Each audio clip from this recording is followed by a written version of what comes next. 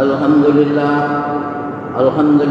نحمده ونستعينه ونستغفره ونؤمن به ونتوكل عليه ونعوذ بالله من شرور أنفسنا ومن سيئات أعمالنا من يهد الله فلا مضل له ومن يضلله فلا هادي له وأشهد أن لا إله إلا الله وأشهد أن محمدا عبده ورسوله أما بعد أعوذ بالله من الشيطان الرجيم بسم الله الرحمن الرحيم يا أيها الذين آمنوا هل أدلكم على تجارة تنجيكم من عذاب أليم تؤمنون بالله ورسوله وتجاهدون في سبيل الله بأموالكم وأنفسكم ذلكم خير لكم إن كنتم تعلمون وقال الله تبارك وتعالى يا أيها الذين آمنوا كما آمن الناس وقال النبي صلى الله عليه وسلم الدين يسر أو كما قال عليه الصلاة والسلام صدق الله وصدق رسوله. جتنی دین کی بات کو ادب سے سنی جائے گی اتنی بات دین میں اترے گی. دین کی بات کا سننا ایک اپنے مزاج سے ہوتا ہے اور ایک دین کے مزاج سے ہوتا ہے, شریعت کے مزاج سے. اپنے مزاج سے سننا ہو جائے, اپنے مزاج سے سننا ہو جائے, اور دین کے مزاج سے کہ بات اللہ کی ہے یا اللہ کے رسول کی ہے, ان عظمت کے ساتھ سننے پر وہ بات سنی ہوئی ہماری زندگیوں میں آئے. اللہ ہمیں عظمتوں کے ساتھ سننے کی توفیق عطا فرمائے. اس لیے کہ دین کی بات کا ہم سننے کے محتاج ہیں, یہ بات یاد رکھیں. جیسے ہم کھانے پینے کے محتاج, سونے کے محتاج, اٹھنے بیٹھنے کے محتاج, کمانے کے محتاج, ہر چیز کے ہم محتاج ہیں, ایسے دین کی بات سننے اور سنانے دونوں محتاج ہیں. اس لیے مولانا ابراہیم صاحب دامت برکاتہم فرماتے ہیں کہ دین کی بات کا سننا اور دین کی بات کا سنانا یہ بھی عبادت ہے. کیا یہ بھی عبادت ہے؟ دین کی بات کا سننا اور دین کی بات کا سنانا یہ بھی عبادت ہے, یہ بھی عبادت ہے. اللہ ہمیں دین کی بات کے سننے کا جو حق ہے اس طریقے سے سننے کی اور کہنے والے کو کہنے کی توفیق عطا فرمائے.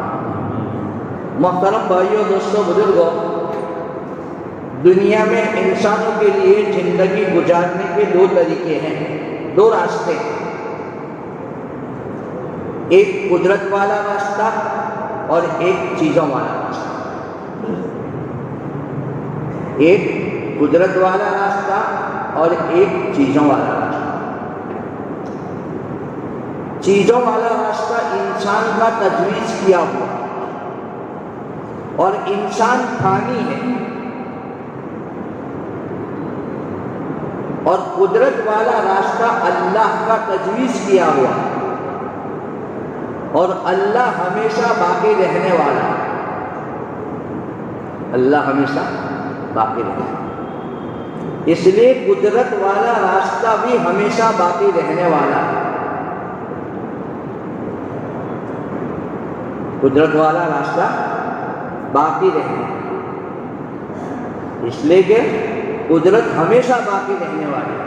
وَيَبْقَى وَجْهُ رَبِّكَ ذُو الْجَلَالِ وَالْإِكْرَامِ, اللہ کی ذات باقی ہے. اس لیے فرمایا کہ جو چیزوں والا راستہ اختیار کرتا ہے وہ راستہ موت پر ختم ہوتا ہے، وہ موت پر ختم ہوتا ہے، اور جو قدرت والا راستہ اختیار کرتا ہے وہ ہمیشہ کے لیے اس کے لیے باقی رہتا ہے۔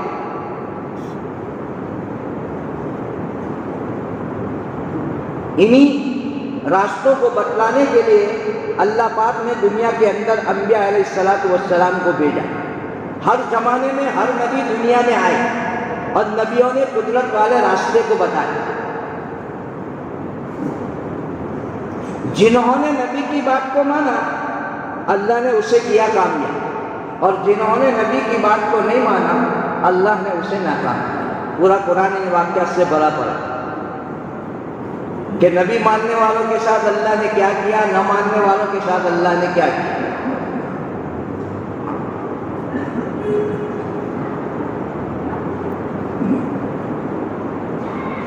اس لیے فرمایا کہ اگر انسان چیزوں والا راستہ اختیار کرتا ہے تو اس کے ذہن میں چیزیں ہوتی ہیں۔ دنیا میں جتنے بڑے بڑے لوگ آئے انہوں نے چیزوں والا راستہ اختیار کیا۔ فرعون نے حکومت کا راستہ اختیار کیا، شداد نے جائیداد والا راستہ اختیار کیا، قارون نے مال والا راستہ اختیار کیا، اور فرما نمرود نے حکومت والا راستہ اختیار کیا، اور قوم شبا نے باغات والا راستہ اختیار کیا۔ یہ فرمایا کہ انہوں نے چیزوں کے راستے کو اختیار کیا اور ان کا یقین بنا کہ انہی سے ہوتا ہے تو ناکام ہو۔ اس لیے کہ انسان کا تجویز کیا ہوا راستہ ہے اور انسان تو ختم ہونے کے لیے آیا ہے، انسان ختم ہونے کے لیے آیا ہے، اور ایک دوسرا راستہ جو نبیوں نے بتایا وہ قدرت والا راستہ ہے جو ہمیشہ باقی رہنے والا۔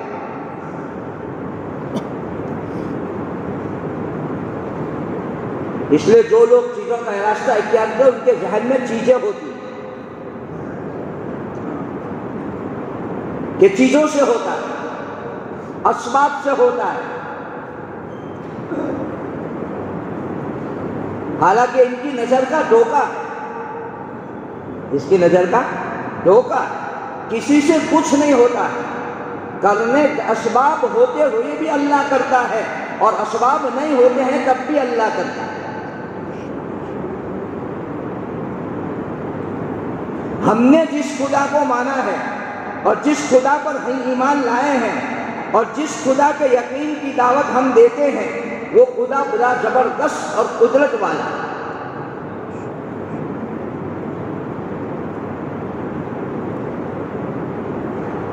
اس لیے میرے بھائیوں دوستوں بزرگوں، چیزوں والا جو راستہ اختیار کرتا ہے اس کے ذہن میں چیزیں ہوتی ہیں، اور قدرت والا راستہ جو اختیار کرتے ہیں جو نبیوں نے بتایا وہ ہمیشہ ہمیشہ کے لیے ہوتا ہے۔ اس لیے فرمایا کہ خدا کی قدرت کے استعمال کرنے کے 3 راستے ہیں۔ کتنے راستے؟ 3۔ ایک، اللہ اپنی قدرت کو بغیر چیزوں کے استعمال کرتا ہے، یہ کوئی اسباب نہیں ہے، کوئی سبب نہیں ہے، اس میں اللہ اپنی قدرت کو ایک نوعیت اللہ کی قدرت کی ہے۔ جیسے سب سے پہلا انسان اللہ نے اپنی قدرت سے پیدا کیا،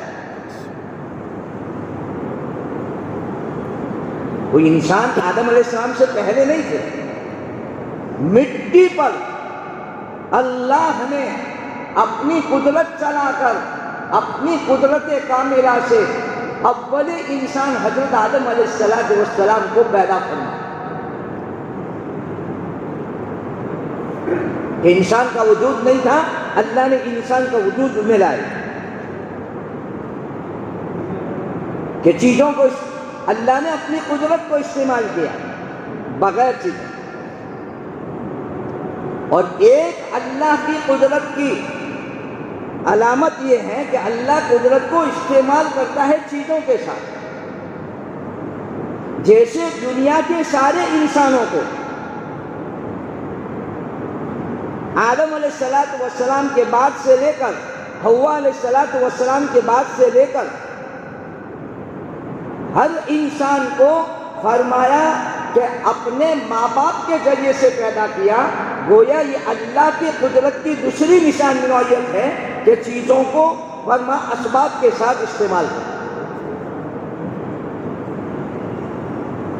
پہلا انسان بغیر اسباب کے، بعد کے انسان سارے سبب کے ساتھ. یہ بھی اللہ کی قدرت سے، اور بغیر اسباب کے جو پیدا کیا وہ بھی اللہ کی قدرت سے. اور تیسری اللہ کی قدرت کی نوعیت ہے کہ اللہ اپنی قدرت کو چیزوں کے مقابلے میں، اسباب کے مقابلے میں استعمال کرتا ہے. مثلا نقشہ عزت کا، اللہ ذلت دے. نقشہ ذلت کا، اللہ عزت دے. فرعون عزت کے نقشے میں تھا، حکومت کے نشے میں تھا، جائیدادوں کے نشے میں شداد تھا، کمال کے نشے میں قارون تھا. اور فرمایا کہ نمرود پوری دنیا کے حکومت کے نشے میں تھا.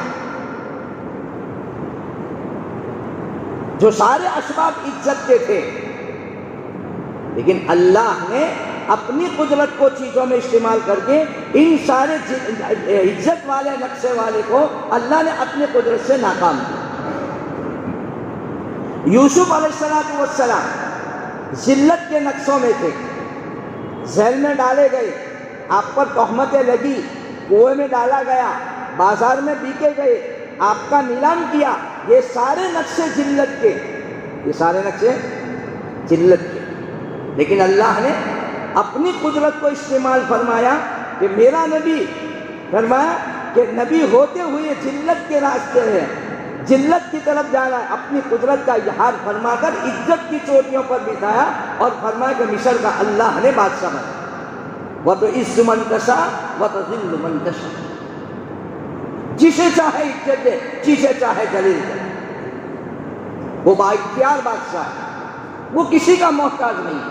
کرنے پر آئے تو آن میں کر لے، اور نہ ہوئے تو زندگی پر انسان محنت کرتا رہے.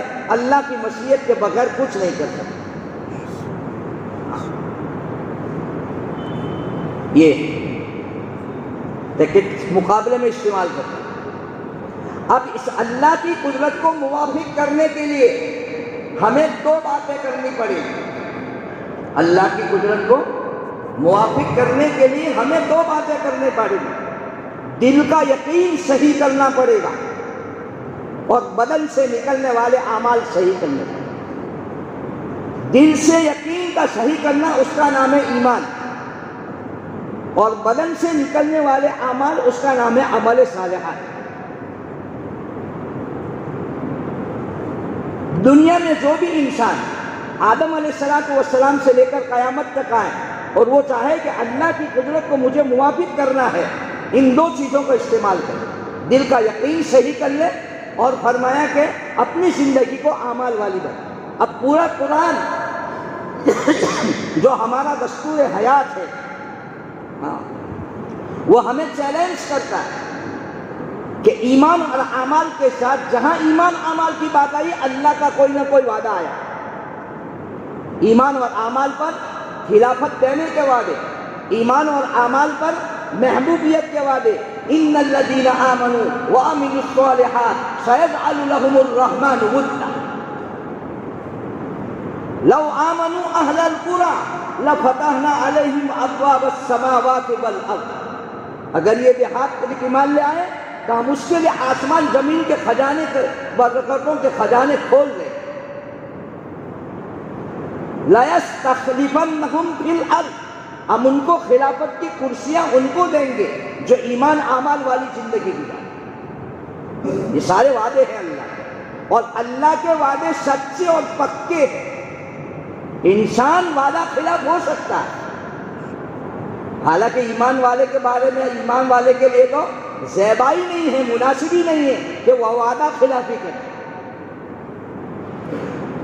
اور اللہ تو کہ اللہ کے بارے میں تو قرآن میں ڈنکے کے چوٹ فرمایا، ان اللہ لا یخلف المیعاد، کہ اللہ وعدے کے خلاف نہیں کرتا.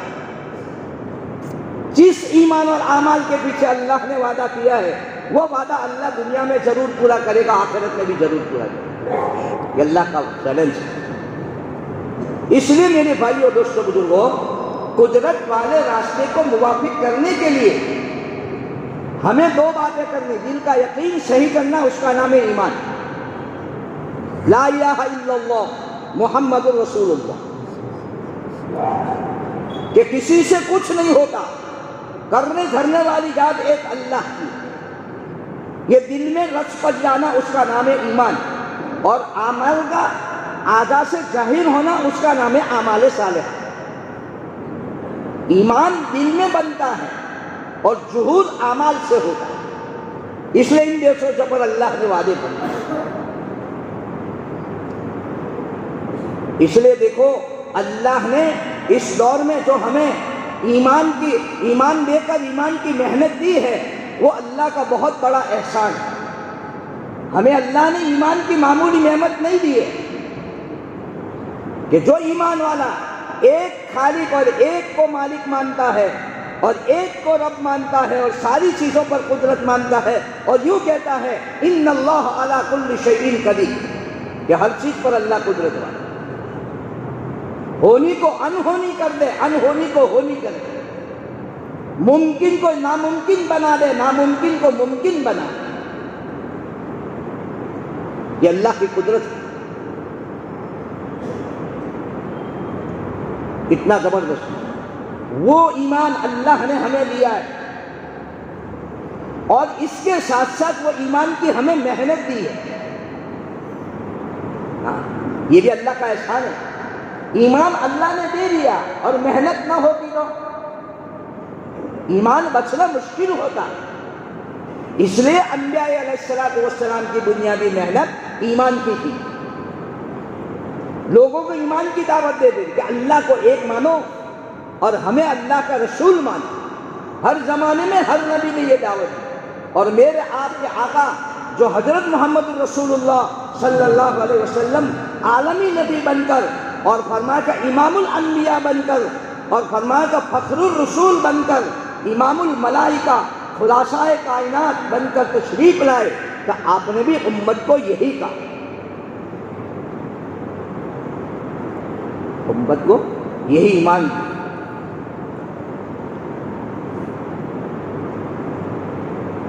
ایمان کی سمجھائے، اللہ کی قدرت سمجھائے، اللہ کی وحدانیت سمجھائے، اللہ کے خزانے سمجھائے کہ اللہ ہے کون. کہ اللہ بہت بڑی قدرت والا ہے، اپنی چاہت سے سب کچھ کرتا ہے، کسی کی چاہت سے کچھ نہیں. بڑا زبردست قدرت والا ہے، وہ کرنے میں کسی کا محتاج نہیں. عزت اور ذلت اللہ کے ہاتھ میں ہے، کامیابی ناکامی اللہ کے ہاتھ میں ہے، بیماری تندرستی اللہ کے ہاتھ میں ہے، موت اور حیات اللہ کے ہاتھ میں ہے. کوئی بیماری موت کا سبب نہیں بنتی. موت اللہ کے دینے سے انسان کو واقع ہوتی ہے، تندرستی اللہ کے دینے سے واقع ہوتی ہے. نہ دوا شفا کا ذریعہ ہے، ہاں شفا کا یہ فرمایا ایک سبب کے طور پر ہے، لیکن دینے والی ذات شفا، دوا میں ڈالنے والی ذات اللہ کی. اللہ تو یہ فرمایا کہ حالات آدمی کے یہ فرمایا کہ اب یہ نہیں جی پائے گا، اور نہ جینے والے آدمی کو کھڑا کر دے گا. اور یہ فرمایا کہ یہ مر ہی نہیں سکتا ہے، چلتے چلتے بازار میں اٹیک کا شکار ہوتا ہے اور دنیا سے چلا جاتا ہے. یہ اللہ کی قدرت ہے. یحیی و یمیت، زندہ وہی کرتا ہے، موت وہی دیتا ہے، عزت وہی دیتا ہے، ذلت وہی دیتا ہے.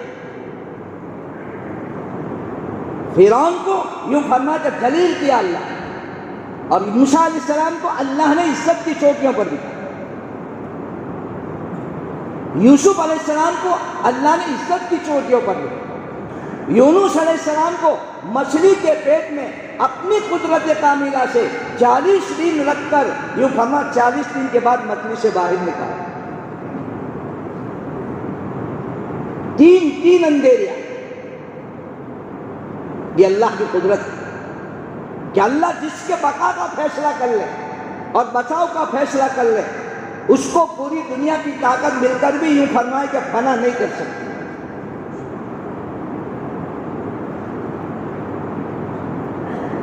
اور اللہ جس کے ہلاکت کا فیصلہ کر لے اور پوری دنیا مل کر اس کے بچاؤ کا فیصلے کرے، تب پوری دنیا کی انسانوں کی طاقت اللہ کی طاقت کے مقابلے میں، قدرت کے مقابلے میں نہیں بچا سکتی۔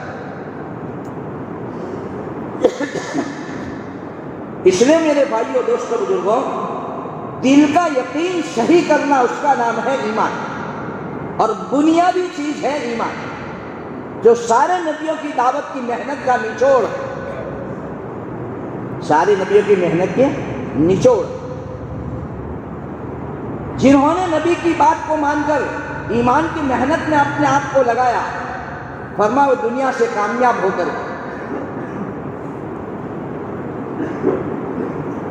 اس لیے اللہ نے ہمیں اس دور میں جو کرنے اول کے ہیرے والی محنت مولانا الیاس رحمت اللہ علیہ کے صدقے یہ فرمایا کہ طفیل میں ہمیں ملی ہے، اللہ ان کو گری کے رحمت کرے، اللہ ان کو یہ فرمایا کہ ان کے جاری سکردہ کاموں سے ہمیں سب کو مستفید ہونے کی توفیق ملی۔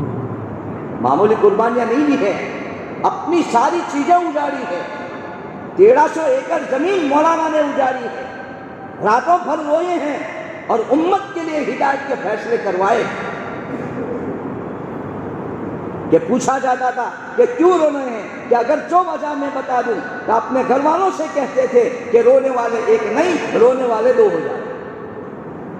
یہ گڑن، یہ فکر جو فکر نبی کی ہوا کرتی تھی، اور سب سے زیادہ فکر میرے آپ کے نبی کی یوں فرمائے کہ تھی کہ امت صحیح راستے پر زندگی گزار کر یوں فرما جنت جانے والی بن جائے، غلط زندگیوں سے بچ جائے۔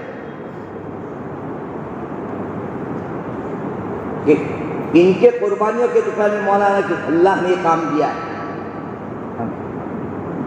ایسے دور میں جب کہ ایمان سوز ہوائیں چل رہی، چاروں طرف ایمان والے کو ختم کرنے کی اسکیمیں بنائی جا رہی، اندازہ لگاؤ، اسی محنت میں اللہ نے ہمیں لگایا جو بنیادی محنت ہے کہ ایمان والو ایمان لے ہو، جیسے صحابہ ایمان لے، کما آمن الناس ای صحابہ، وہ ایمان کا مطالبہ ہم سے کیا۔ اس لیے اللہ کی قدرت کو موافق کرنے کے لیے سب سے پہلے ہمیں دل کا یقین صحیح کرنا پڑے گا، اور بدن سے نکلنے والے اعمال صحیح کرنے پڑیں گے۔ دل کا یقین صحیح ہوگا، اللہ کی ذات کا یقین ہوگا، اس یقین کے بنیاد پر ہماری زندگیوں میں اعمال کا وجود ہوگا، اعمال صحیح ہوں گے۔ جب ایمان اور اعمال وجود میں آئیں گے، اللہ کا فیصلہ آئے گا، اللہ کی مدد آئے گی، وہ سارے وعدے پورے۔ اس لیے اللہ تبارک تعالیٰ نے ہمیں اس دور میں جو محنت دی ہے ایمان کے بنانے کی، ہر آدمی اس کی محنت کا محتاج ہے کہ ایمان بغیر محنت کے نہیں بنتا۔ کیوں؟ کہ اللہ کا دستور ہے دنیا میں کوئی چیز بغیر محنت کے باقی نہیں ہے، دنیا میں کوئی چیز بغیر محنت کے باقی نہیں، چاہے چھوٹی ہو چاہے بڑی، ہر چیز کے لیے محنت۔ باغات کو بنانا ہے تو محنت کرنی پڑے گی، اور وہی سی باغات کو اجاڑنا ہے تو محنت چھوڑ دینی، محنت چھوڑ وہ اجڑ جائے گی۔ دکان کو آباد کرنی ہے، محنت کرنی پڑے گی، پھر وہ نفع دلائے، اور نفع سے محروم رہنا ہے تو اس کو بند کر دو، کاروبار کو بند کر دو۔ اللہ کا نظام ہر چیز کے بنانے کے لیے محنت، ہر چیز محنت سے بچتی ہے اور باقی رہتی۔ جب دنیاوی چیزوں کا یہ حال ہے کہ وہ بغیر محنت کے باقی نہیں رہتا، اتنا بڑا ایمان جو ساتوں آسمان ساتوں زمین سے قیمتی ہے، کہ اگر اس ایمان والا اس کلمے کو پڑھ لیتا ہے تو اللہ کا عرش یوں فرمایا کہ حرکت میں آ جاتا ہے اور کرنے والے کی مغفرت کے فیصلے کرواتا ہے۔ یہ ایمان کا بول یوں فرما کہ ایک پلڑے میں رکھ دیا جائے اور یہ فرما کہ سارے اعمال دوسرے پلڑے میں رکھ لیا جائے، تو ایمان کا پرزہ یوں فرما اتنی وزنی ہوتا ہے کہ وہ جھک جائے۔ جس ایمان کا بول اتنا وزنی ہو یہ سارے پلڑے کو جھکا دیتا ہے۔ جو ایمان اللہ نے مجھے آپ کو دیا ہے، بحمد اللہ اللہ نے دیا ہے، وہ ایمان کتنا قیمتی ہے، جس کے بول اتنے قیمتی، جن کے الفاظ اتنے قیمتی، جب وہ ایمان کی حقیقت ہماری زندگیوں میں آ جائے گی، میرے بھائیوں میرے دوستوں، اللہ کی نظر میں جو ہماری قیمت ہوگی، یوں فرمایا کہ اللہ نظام عالم کو ہمارے تابع کر دے گا۔ کیا کر دے گا؟ ہمارے تابع کر دے گا، ہر چیز ہمارے تابع۔ اس لیے فرمایا جب اس محنت کو حضرات صحابہ اکرام محنت میں لگے اور اس کے لیے قربانیاں دی اور ایمان کو بنایا، اس لیے حضرت مولانا یوسف رحمۃ اللہ علیہ فرما کرتے تھے کہ روزانہ اللہ کی بڑائی کے بولنے کے وظیفہ کرا دو، کہ اللہ اس سے ہوتا ہے، اس سے ہوتا ہے۔ آج ہم اللہ سے ہونے کو نہیں بولتے، آج تو ہم کہتے ہیں میں کرتا ہوں، میں ہوا نہیں تو کام ہوا نہیں، تو تیرا کام نہیں ہوتا، ہم یوں کہتے ہیں۔ کرتا کون ہے؟ اللہ کرتا، اللہ ہی سے ہوتا ہے، کسی سے کچھ نہیں ہوتا، کرنے والا ایک اکیلا اللہ۔ یہ لا الہ الا اللہ کا مطلب اس کو بہت بڑا کہ اللہ سے ہونے کو بولنے کو وظیفہ قرار دے، جیسے 3 تسبیحات کو وظیفہ قرار دے کر سب پڑھتے ہیں جو ہمارے انفرادی اعمال میں شامل ہے، جس کے پڑھے بغیر ہماری تبلیغ بھی ادھوری رہتی ہے، ہماری تبلیغ بھی ادھوری ہے۔ بقول مولانا الیاس رحمۃ اللہ علیہ کہ جو معمولات کی پابندی نہیں کرے گا اس کی تبلیغ نہیں ہوگی، بکواس ہوگی۔ میں اپنے لیے کہہ رہا ہوں، تبلیغ نہیں ہوگی، کیا ہوگی؟ بکواس ہوگی۔ اجتماعی اعمال کے ساتھ انفرادی اعمال کی پابندی یہ تقویت ایمان کا ذریعہ ہے، ایمان کی بلندی کا ذریعہ ہے، ایمان کے فروغ کا ذریعہ ہے۔ کہ فرماتے جو کو اللہ کی بڑائی کے بولنے کو وظیفہ قرار دو کہ اللہ سے ہوتا ہے، خوب بولو اللہ کرتا ہے، اللہ ہی سے ہوگا، اللہ ہی کرے گا۔ چیزوں کی نفی کرو، دکان نفع دینے میں اللہ کی محتاج ہے، کرسی عزت دینے میں اللہ کی محتاج ہے، کاروبار ترقی دینے میں اللہ کا محتاج ہے، بھینس دودھ دینے میں اللہ کی محتاج، جو فرمایا کہ ٹیبلٹ گولی شفا دینے میں اللہ کی محتاج۔ ارے انسان چلنے میں اللہ کا محتاج، کھانے میں اللہ کا محتاج، پینے میں اللہ کا محتاج، سونے میں اللہ کا محتاج، اٹھنے میں اللہ کا محتاج، ہر چیز میں اللہ کا محتاج۔ رات کو انسان سوتا ہے اور اٹھتا ہے، اللہ اٹھا کے اٹھتا ہے، نہیں تو کئی لوگ کی فرما رات کو سوتے ہیں اور صبح میں ہم خبریں سنتے ہیں کہ فلاں آدمی دنیا سے رخصت ہو جائے۔ سلانے والا وہ ہے اور اٹھانے والا بھی وہی ہے، نیند میں راحت دینے والا وہی ہے، سب کچھ کرنے والا ایک خدا ہے جو اپنی قدرت سے کرتا ہے۔ اس کو خوب بولو، کیونکہ آدمی جتنا اللہ کی بڑائی کو بولے گا، اللہ کی بڑائی کو سنے گا، اللہ کی بڑائی کو سوچے گا، اللہ کی بڑائی کو دیکھے گا، اتنی اللہ کی بڑائی دلوں میں اترے گی۔ یہ 4 راستے اللہ کی بڑائی کے، اس سے جو بولا جائے گا، جو سنا جائے گا، جو دیکھا جائے گا، جو سوچا جائے گا، وہ چیز اندر میں اترے گی۔ صحابہ نے اللہ کی بڑائی سے ہونے کو بولا، اللہ سے بڑائی کو ہونے کو دیکھا، اللہ کی بڑائی سے ہوتا ہوا دیکھا اور اللہ کی بڑائی کو سوچا اور اللہ کی بڑائی کو سنا، تو ان کے ذریعے سے دل میں یقین بنا کہ وہ کرنے والی ذات اللہ کی ہے، 360 فٹوں سے کچھ نہیں ہوتا، ان کو دل سے نکال دیا، ایک اللہ کا یقین دل میں پیدا فرمایا، جو کچھ کرتا ہے وہ اللہ ہی کرتا ہے۔ یقین جب بنا، اس یقین کے بنیاد پر پھر فرمایا کہ ہر خدا کے اعمال پر آنا آسان ہے۔ اس لیے ایمان محنت چاہتا ہے، محنت، یہ محنت کرنے کی چیز ہے۔ اللہ نے ایمان دیا ہے اور ایمان کی محنت بھی دی ہے. اللہ کا شکریہ مانو، حق بنتا ہے ایمان کی محنت کر کے ہم اپنے ایمان کے بنانے کی فکر کریں، اپنے ایمان کے بنانے کی فکر کریں، اور یہ موت سے پہلے فکر کریں. حضرات صحابہ کرام نے اس کی فکر کی ہر وقت ہر آن. ایمان کے مذاکرے کرتے تھے، ایمان کی دعوت دیتے تھے، اللہ کی بڑائی بولتے تھے، اللہ کی بڑائی سنتے تھے، اللہ کی بڑائی کو سوچتے تھے. جب اللہ کی بڑائی اتری پھر حکم کا پورا کرنا آسان. نماز ملی تو کہ عید کی طرح، جیسے بچے عید کے دن خوشیاں مناتے نہیں، اس طریقے سے صحابہ کو نماز ملی تو خوشیاں منائیے. اوہو، اللہ کے خزانے سے لینے کا ذریعہ مل گیا. ہم برسوں سے نماز پڑھتے ہیں، تصور بھی نہیں ہوا کہ نماز کے اللہ کے خزانے سے لینے کا ذریعہ ہے. ہم تو ڈائریکٹلی اسباب اختیار کرتے ہیں کہ فلاں کے پاس چلے جائیں گے، کام ہو جائے. جہاں بیمار ہوا فوراً اس کی نظر ڈاکٹر پر جاتی ہے، دواخانے پہنچتا ہے.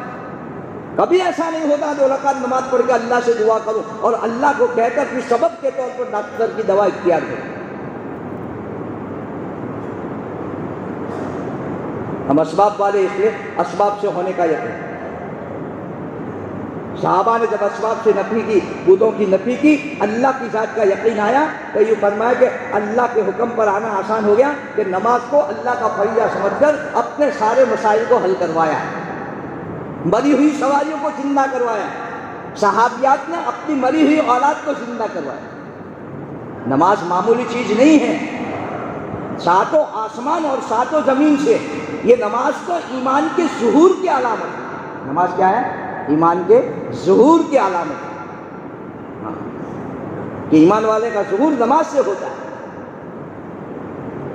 بندہ ہم بارہا سنتے ہیں، من ترک الصلاۃ متعمدا فقد کفر.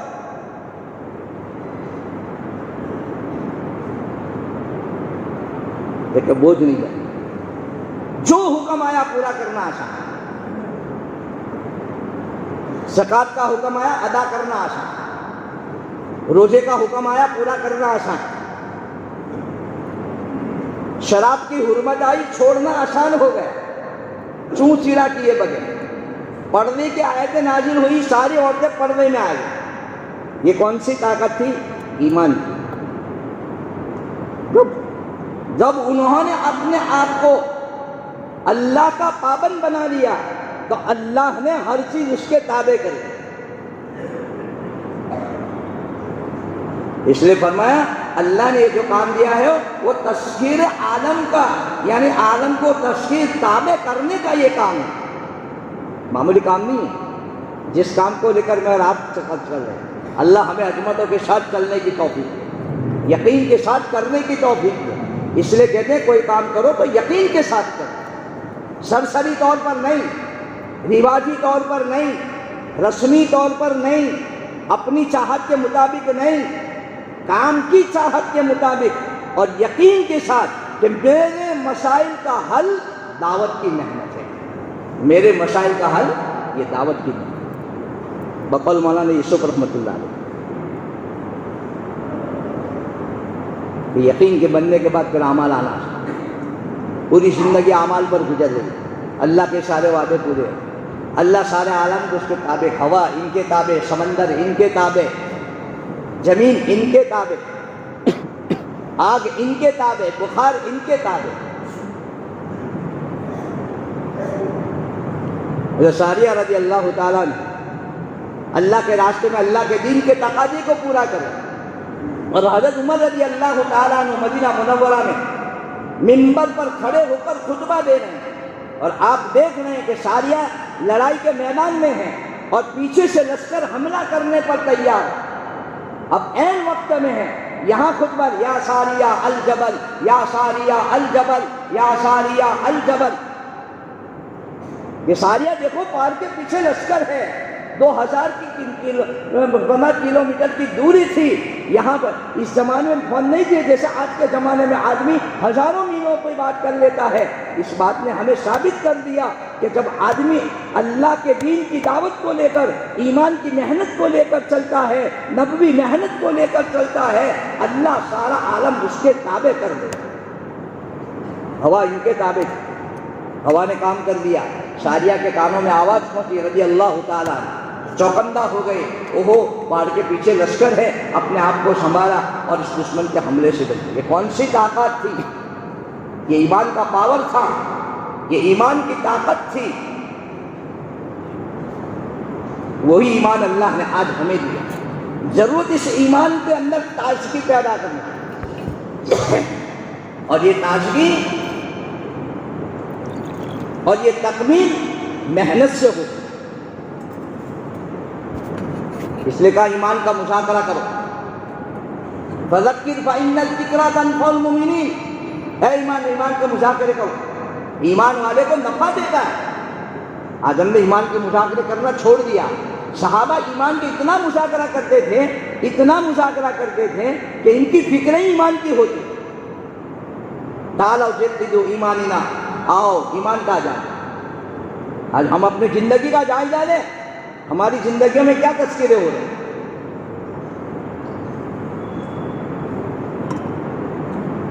صبح سے اٹھنے سے لے کر سونے تک دنیا بھر کے تذکرے ہوتے، آؤ فلاں کام کرے، آؤ فلاں کام کرے، آؤ فلاں کرے، فلاں کرے۔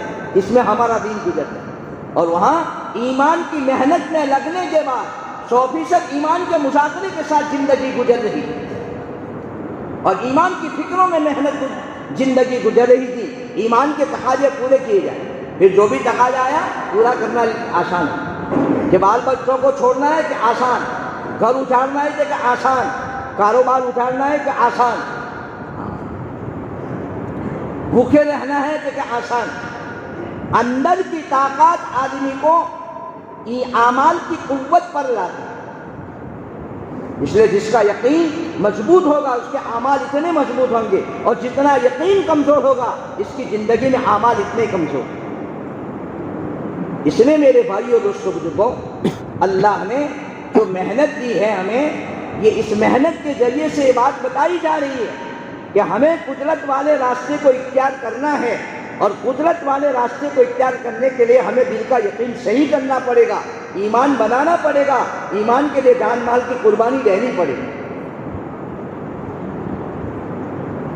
ایک چیز تو فرمایا کہ اللہ کے راستے میں نکل، اب یوں فرمایا کہ قدرت معاویہ دل کا یقین صحیح کرنا، اور دوسری چیز جان مال کی قربانی۔ جان مال کی قربانی سے چیزوں کا یقین نکلے گا۔ جتنا آدمی اسباب کو قربان کرے گا اتنا یقین نکلتا چلا جائے گا، اور اللہ کی ذات کا یقین دلوں میں آتا چلا جائے گا کہ میں دکان کو نفع سمجھتا تھا کہ دکان مجھے نفع دیتی ہے، میرا نفع دینے والا تو میرا خدا ہے، میری پرورش کرنے والا خدا ہے، جس خدا نے مجھے ماں کے پیٹ میں یوں فرمایا کہ ماں کے آنے والے ماہواری خون کے ذریعے سے میری تربیت فرمائے، پرورش فرمائی ہے، اور وہ خدا مجھے جنت میں پالے گا ہمیشہ ہمیشہ کے لیے امر کن کے حکم سے۔ وہاں کسی سبب کی ضرورت نہیں ہوگی۔ جنت تو راحت کی جگہ ہے، مزے کی جگہ جنت ہے۔ آج ہم نے دنیا کو مزے کی جگہ سمجھی کہ دنیا میں مزے کر لیں۔ کہاں کر لیں؟ دنیا میں۔ دنیا میں کوئی مزے ہماری پوری نہیں ہوں گی، کہ ہے ہی نہیں، مزہ کرنے کی جگہ ہی نہیں ہے، خواہشات پوری کرنے کی جگہ ہی نہیں ہے۔ اس لیے نہ کوئی کر سکا ہے، نہ کر سکتا ہے، نہ کرے۔ ہماری خواہش تو قرآن نے ڈنکے کے چوٹ اعلان کیا، وَلَكُمْ فِيهَا مَا تَشْتَهِي أَنفُسُكُمْ، تمہاری چاہت تو جنت میں پوری ہوگی۔ یہاں کوئی چاہت ہماری پوری نہیں، یہاں چاہت کو قربان کرنا ہے تاکہ وہاں کی چاہتیں پورا کرنا آسان ہو جائے۔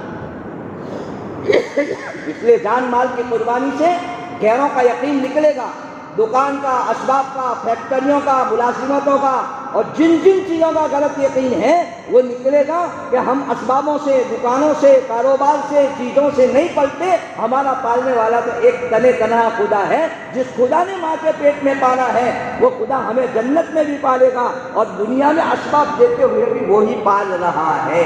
دکان ہمیں نہیں پالتی، کاروبار ہمیں نہیں پالتا، ملازمت ہمیں نہیں پالتی، ہم تنخواہوں سے نہیں پلتے، ہم دکانوں سے نہیں پلتے، ہم کاروبار سے نہیں پلتے، ہم کھیتوں سے نہیں پلتے، ہم جائیدادوں سے نہیں پلتے، ہم اسباب سے نہیں پلتے، ہم ایک اللہ کے پالنے سے پلتے ہیں۔ وہ اللہ اپنی قدرت سے ہمیں پالتا ہے۔ جب یہ بولے گا اور جان مال لے کر نکلے گا جب جان مال کی قربانی سے اسباب کا یقین نکلے گا اور راہ خدا میں نکل کر اللہ کی بڑائی کو بولے گا، ایمان کا مذاکرہ کرے گا، ایمان کی دعوت دے گا، میرے بھائیوں اس کا ایمان بنتا چلا جائے۔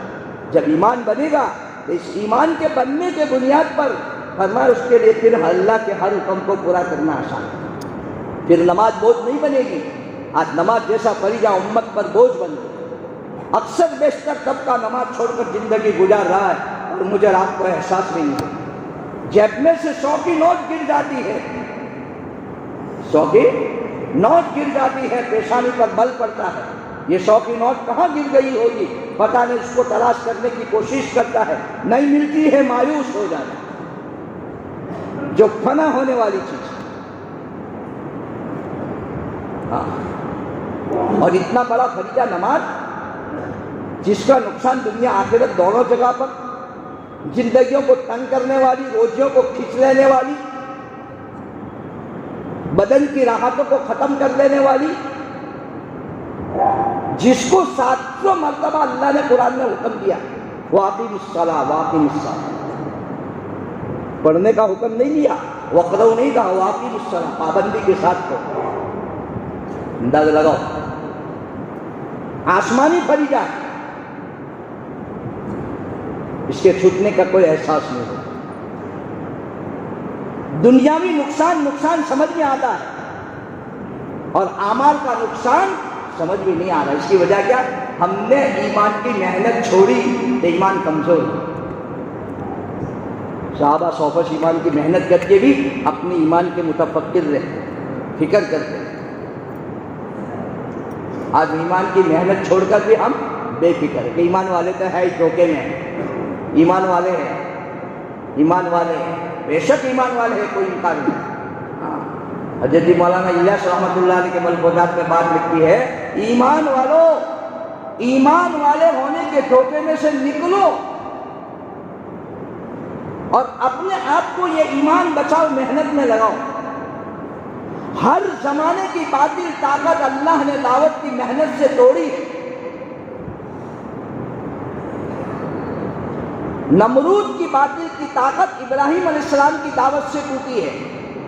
فرعون کے زمانے کی باطل طاقتیں موسیٰ علیہ السلام کی دعوت سے ٹوٹی ہے، اور حضرت رسول پاک صلی اللہ علیہ وسلم کے زمانے کی باطل جتنی طاقتیں تھی، کیسر و کسریٰ کی، اور یوں فرمایا کہ جتنے بھی یوں فرمایا کہ بڑے بڑے تھے، ان باطل طاقتوں کو آپ کی دعوت نے توڑا۔ اور آج بھی یہ باطل اس دعوت کی، یقین کی دعوت سے ٹوٹے گا، ایمان کی دعوت سے اللہ باطل کی طاقت کو جھیر جھیر کرے گا۔ شرط یہ ہے کہ اس محنت کو ہم کریں۔ سارے باطل کے ٹوٹنے کا محنت دعوت ہے۔ آج ہمیں اس کا یقین نہیں ہے، اللہ ہمیں اس کا یقین نہیں۔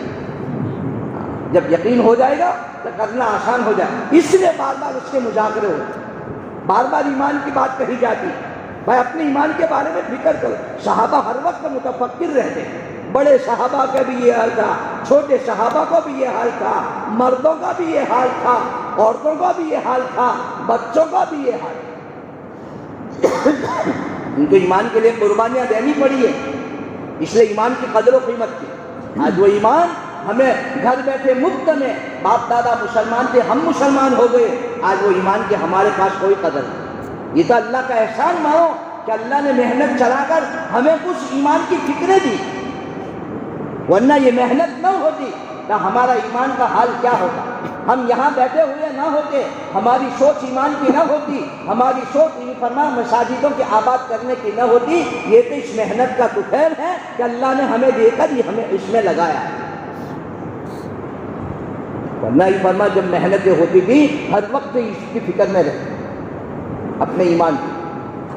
ہاں، اندازہ لگاؤ، 24 گھنٹے ایمان کی فکر ہے۔ اور ہمیں کہا جاتا ہے کہ روزانہ کے مشورے میں 5 منٹ ایمان کی فکر، بچاؤ کی فکر کی محنت کے لیے، وہ ہمارے لیے بوجھ بنتا ہے۔ اللہ ہم سب کو معاف کرے۔ 5-7 منٹ کا مشورہ ہمارے لیے بوجھ،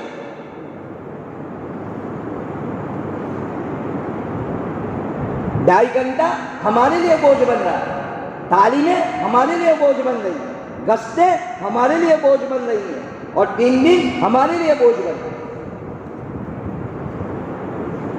جب محنت دیتا ہر ایک کے لیے ایمان کی تذکرہ کرنا, ایمان کے لیے قربانیاں دینا آسان, اور ایمان کی فکریں ہوتی.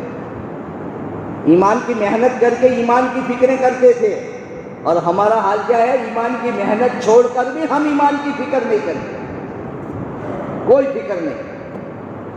مکان کی دیوار ٹوٹ جاوے تو بنانے کی فکر ہوتی ہے کہ نہیں بھائی؟ دکان میں نقصان ہو جاتا ہے تو نقصان کی بھرپائی کرنے کی فکر ہوتی ہے. فیکٹری میں کوئی کام نہیں چلتا ہے تو اس کو چلانے کی فکر ہوتی ہے. کاروبار ٹھپ پڑ جاتا ہے تو اس کی فکر ہوتی ہے. لیکن ایمان میں کمزوری آ جائے اس کی کوئی فکر نہیں, اس کا کوئی مذاکرہ نہیں. یا ہر دم ہر گھڑی ایمان کا. صدیق اکبر رضی اللہ تعالی عنہ جو افضل البشر بعد الانبیاء, نبیوں کے بعد سب سے زیادہ افضل, اللہ کے نبی نے ان کے بارے میں یہ صفت بیان,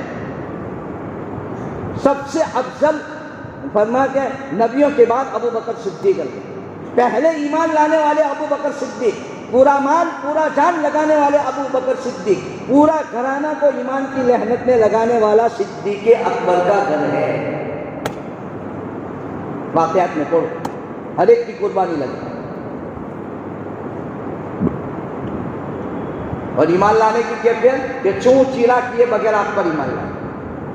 دوسرے نے تو بہانے بھی نکالے اور سوچنے کو بھی کہا, لیکن آپ کو جہاں اللہ کے نبی نے دعوت دی, ایک اللہ کو مانو اور مجھے اللہ کا رسول مانو, آپ نے چوں چیرا کیے کلمہ پڑھ کر ایمان میں ڈال دیا. اور پہلے دن سے ایمان کی محنت, وہاں ایمان کی محنت کے بعد اطمینان نہیں تھا, طرف طرف کے حالات ہیں. مار کھانی پڑی, ناک چپٹی ہو گئی, چہرہ پہچاننا مشکل ہو گیا. ہم 12 واقعات میں پڑھتے, ایمان کے بنیاد پر حالات آئے ہیں. اتنی قربانی دینے والے یہ ابو بکر صدیق, اور چاروں طرف سے یہ فرمائے کہ جنت پکارے گی, ہم میں سے داخل ہو. جنت کی ایک جماعت کا سردار بنایا. جبرائیل امین جس تاج کا لباس آپ نے پہنا تھا, ابو بکر صدیق نے غزوہ تبوک کے موقع پر, اور اس پر جو ببول کے کانٹے لگائے تھے, اسی حالت میں جبرائیل سلام لے کر آئے. ابو بکر, اللہ نے آپ کو سلام کہا ہے اور آپ اس حالت میں خوش ہیں. پورا مال پورا جان, یہاں تک کہ گھر میں جو کچھ تھا وہ سب کچھ. پہلے دن سے ایمان کی فکر محنت میں لگے ہیں, آخری دم تک ایمان کی محنت میں. ذرہ برابر ایمان کی محنت میں کمی آوے, اعمال میں کمی آوے, دین میں کمی آوے, برداشت نہیں کرتے. این کو الدین وانا حی, میں زندہ رہا اعمال میں کمی آوے, یہ نہیں ہو سکتا. کہ جو رسی اللہ کے نبی کے زمانے میں زکوٰۃ میں دی جاتی تھی, وہی رسی میرے زمانے میں دی جاتی, یہ نہیں ہو سکتا. کہ نہیں, اتنے پکے ایمان تھے اور اتنے بڑے فضائل کے مالک. سوچو, پوری زندگی ایمان کی محنت میں, پورا جان مال ایمان کی محنت میں لگا, لیکن فرمایا کہ دنیا سے جا رہے ہیں. حضرت شیخ نے بھی اپنی کتاب میں لکھا ہے, تو موت کا وقت قریب ہے. ان کی بیٹی رونے لگی. کیا کرنے لگی؟ ان کی بیٹی رونے لگی. بیٹی تو کیوں رو؟ کہ ابا جان آپ کے موت پر نہیں رو گی تو کس کی موت پر رو گی؟ آپ کے موت پر نہ رو گا, کس کی موت پر رو گی؟ اور ظاہری بات ہے, فطری چیز ہے رونا. انسان کو یوں فرمایا کہ اپنے باپ کی موت پر رونا آئے گا, ماں کی موت پر رونا آئے گا. اللہ کے نبی بھی اپنے بیٹے کی موت پر روئے گے, ابراہیم علیہ السلام, ابراہیم رضی اللہ عنہ. کسی صحابی نے پوچھا, اللہ کے نبی آپ نے تو منع کیا ہے؟ فرمایا میں نے آواز لگا کر رونے سے منع کیا ہے, ورنہ رونا تو فطری چیز ہے. کہ باپ کو بیٹے کے رونے پر موت پر رونا نہ آئے, اور بیٹے کو باپ کی موت پر رونا نہ آئے, تو بیٹا بیٹا بیٹا نہیں, باپ باپ نہیں ہو.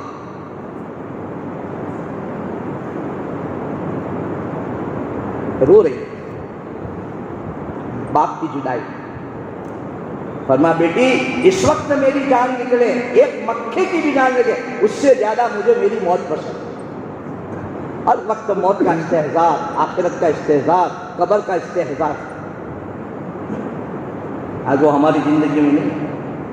ہمیں بھول سے بھی موت، کتنے موتیں ابھی زمانہ جو کورونا کا گزرا، کتنے لوگ مر کے چلے گئے، پھر بھی ہمیں عبرت نہیں۔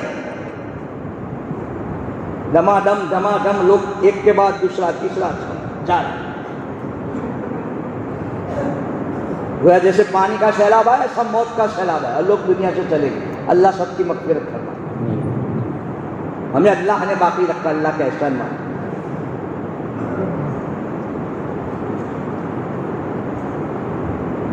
موت اتنی پسند تھی اور ہمیں موت کی کوئی فکر نہیں، مرنا تو ہے ہی ضرور، کب مرنا ہے کسی کو پتہ نہیں، آخرت میں جانا ہے، پوری زندگی کا حساب دینا ہے، اللہ کے سامنے کھڑا ہونا ہے۔ اس لیے میرے بھائیوں دوستوں بزرگوں، جب یہ کہا کہ مجھے میری موت ایک مکھی کی جان سے ملی، تو اس سے مجھے میری موت مجھے زیادہ پسند ہے، لیکن ایک جملہ جو ہمیں کہا وہ ہم سب کے لیے عبرت ہے کہ بیٹی دنیا سے جا رہا ہوں، کہیں جاتے جاتے ایمان نہ چلا، پورا مال پورا جان لگانے والا، اتنے بڑے صفات کے مالک کہ اللہ کے نبی نے یوں فرمایا کہ سب کے مال کا بدلہ دے چکا، صدیق اکبر کا احسان کا بدلہ تو اللہ ہی دے گا۔ وہ یوں فرمایا، اپنے ایمان کے بارے میں سوچے کہیں چلا نہیں۔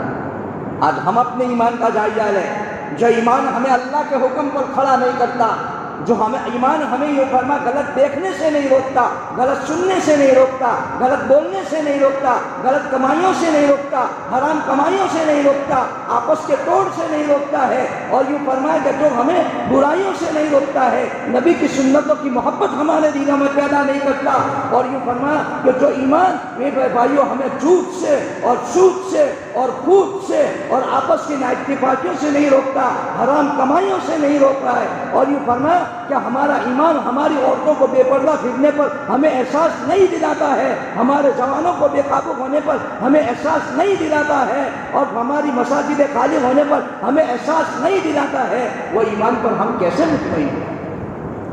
ہمیں تو بطریقہ اللہ محنت کرنی چاہیے۔ اللہ نے ایمان دیا ہے اور ایمان کی محنت کی، اللہ کا احسان مانو، یہ دو نعمت، ایمان بھی نعمت ہے، ایمان کی محنت بھی نعمت ہے۔ اس محنت سے ایمان باقی رہتا ہے، اس لیے ہم سے مطالبہ کیا جائے جب اپنے ایمان کے بارے میں فکر کرو۔ ایمان محنت کرنے کی چیز ہے، جیسے سارے دنیا کے انسانوں کو دکان پر محنت کرنا سمجھ میں آیا، کاروبار پر محنت کرنا سمجھ میں آیا، کھیتوں میں محنت کرنا سمجھ میں آیا ہے، اور فرمایا کہ دنیاوی اسباب پر محنت کرنا سمجھ میں آیا ہے، اس سے زیادہ ایمان پر محنت کرنا خدا کرے اللہ پوری امت کو سمجھا کہ ایمان بھی محنت کرنے کی چیز ہے، جو ایمان اللہ نے ہمیں دیا۔ اس لیے میرے بھائیوں دوستوں بزرگوں، اللہ نے اس دور میں جو محنت چلائی ہے، ایمان سوچ ہواؤں میں ایمان بچاؤ، ان محنتوں میں لگ کر اپنے ایمان کے بارے میں فکر کرو کہ ہم ایمان کے اعتبار سے کہاں جا رہے ہیں۔ آج ایمان والے کے بول صحیح نہیں ہے، ایمان والے غیر کو بول رہا ہے، دکان سے نفع ہونے کو بول رہا ہے، کھیتوں سے اناج کے وجود میں آنے کو بول رہا ہے، اور فرمایا کہ دعائیں سے شفا ہونے کو بول رہا ہے۔ میرے بھائیوں دوستوں بزرگوں، اگر ایسے ایمان کے ساتھ ہم دنیا سے گئے تو ہمارا کیا حال ہے؟ جب پوری محنت پوری زندگی جان مال لگا کر ایمان کے جو فرما فکریں کرتے تھے، ایمان کی فکر ہوتی تھی، اور ہمارے ایمان کا حال جیسے میں نے کہا، وہ ایمان پر ہم کیسے مطمئن ہو سکتے؟ اس لیے محنت ہمیں کہہ رہی ہے کہ مطمئن ہو کر بیٹھنے کا جمع نہیں ہے، اپنے ایمان کے بچانے کی فکریں کرو، جیسے پیسے کو بچانے کی فکریں کرتے ہیں، مکانوں کو بچانے کی فکریں کرتے ہیں، سواریوں کو بچانے کی فکریں کرتے ہیں، جائیدادوں کو بچانے کی فکریں کرتے ہیں۔ یہ فکر تو تمہیں موت تک کام آئے گی، لیکن ایمان کے بچانے کی فکر کرو گے کہ یہ ایمان تمہارے ساتھ قبر میں ساتھ میں آئے گا، اور یہ ایمان کی بنیاد پر جنت کا باغ بنے گا، اور آخرت میں یہ ایمان ہمیں جنت میں لے جائے گا۔ کہاں لے جائے گا؟